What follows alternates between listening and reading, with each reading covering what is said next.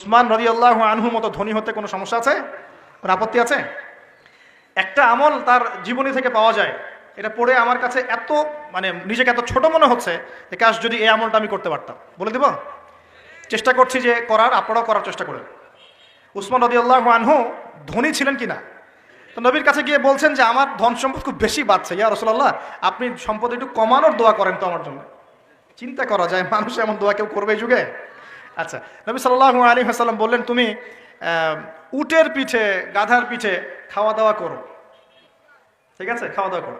তো তিনি খাওয়া দাওয়া করেন।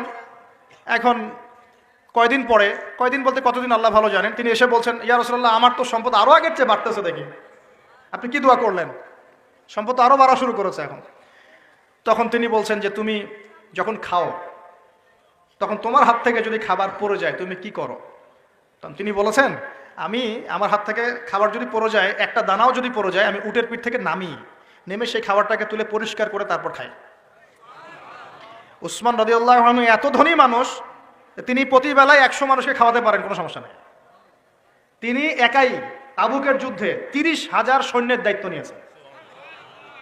30,000 সৈন্য 3 মাস যাবে, যাত্রা বিরতি করবে, খাবে দাবে, তাদের ঘোড়া অস্ত্রশস্ত্র সব দায়িত্ব একজন ব্যক্তি বহন করেছেন, উসমান রাদিয়াল্লাহু আনহু। কত বড় ধনী আপনি চিন্তা করেন। উনার মতো ধনী কোনো পররাষ্ট্রমন্ত্রীও নাই পৃথিবীতে এখন পর্যন্ত, কোনো বিশ্ব নেতাও নাই উনার মতো ধনী, এখন কেউই নাই। আর উনি কিন্তু তার এই ধন সম্পদ সুদের মধ্য দিয়ে অর্জন করেন নাই, তার ধন সম্পদ দুর্নীতির মধ্য দিয়ে অর্জন করেন নাই। তার ধন সম্পদ তিনি কিন্তু এই যে অন্যের সম্পদ অন্যায়ভাবে দখল করে অর্জন করেন নাই। তিনি সম্পদ অর্জন করেছেন বৈধ পন্থায়, হালাল ব্যবসা করেছেন নাকি না? এই যে আমল, নবীজি বলছেন যে তোমার আমল যদি এমনই হয় তাহলে তোমাকে আল্লাহ পাক সম্পদ দিবে না, কাকে সম্পদ দিবে?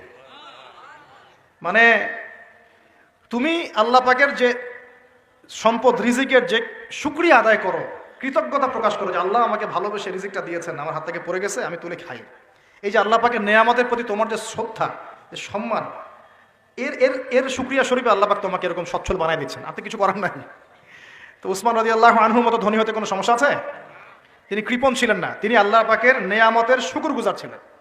ভুল ব্যাখ্যা নেবেন না, তিনি আল্লাহ পাকের নেয়ামতের শুকরগুজার ছিলেন। আমরা আল্লাহ পাকের নেয়ামতের শুকরিয়া আদায় করবো ইনশাআল্লাহ, এবং যা রিজিক আল্লাহ আমাদেরকে দিয়েছেন এতে সন্তুষ্ট থাকবো ইনশাআল্লাহ, এবং হালালভাবে চলার চেষ্টা করব।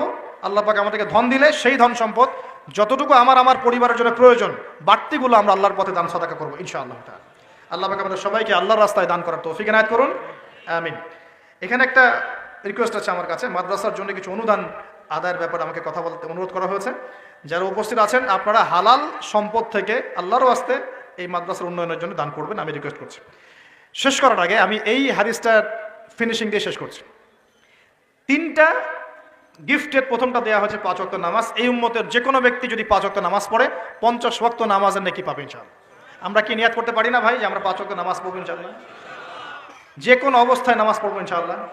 যদি দাঁড়াতে না পারেন কি করবেন? বসে পড়বেন। বসেও পড়তে পারছেন না কি করবেন? শুয়েও পড়তে পারছেন না কি করবেন? পারা যাবে তো ইনশাআল্লাহ। আর নামাজ কি ভাই আমাদের এই যে 3G 4G নামাজ পড়বো ভাই? হ্যাঁ, 3G 4G নামাজ পড়বো? এটা আবার কোন নামাজ যে নামাজে রুকু করলে সেজদা পাওয়া যায় না, সেজদা করলে ওঠার সময় পাওয়া যায়, এমন নামাজ হয় না সমাজে কিছু? এই নামাজগুলো আল্লাহর ওয়াস্তে বাদ দেন। আল্লাহর ওয়াস্তে রিকোয়েস্ট করছি যে 3G 4G নামাজ বন্ধ করেন।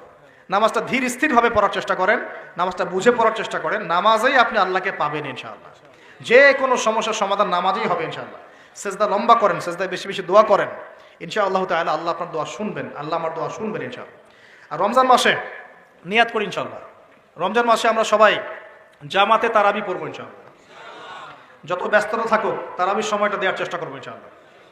আর চেষ্টা করবেন খতম তারাবি পড়ার জন্য, কোনো সমস্যা নেই, খতম তারাবি পড়ারই চেষ্টা করবেন। তবে আমি কারি সাহেবদের, হাফেজ ভাইদেরকে রিকোয়েস্ট করবো যে তেলাওয়াতটা একটু ধীরে করার চেষ্টা করবেন, যাতে আয়াত বাই আয়াত বোঝা যায়।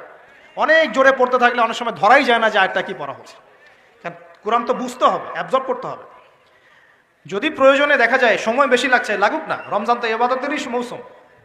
আমাদের রমজান মাসে আল্লাহর ইবাদত করা ছাড়া এর চেয়ে গুরুত্বপূর্ণ আর কাজ কি আছে? সেই ব্যক্তি ধ্বংস হোক। নবীজি বলেছেন যে ব্যক্তি রমজান মাসকে পেয়েছে, রমজান মাস পেয়েও আল্লাহর ইবাদত করে তার গুনাহ মাফ করাতে পারে নাই, সেই হতভাগা ধ্বংস হয়ে যাক, নাউজুবিল্লাহ। আল্লাহ পাক আমাদের সবাইকে রমজানে বেশি বেশি ইবাদত করার তৌফিক দান করুন।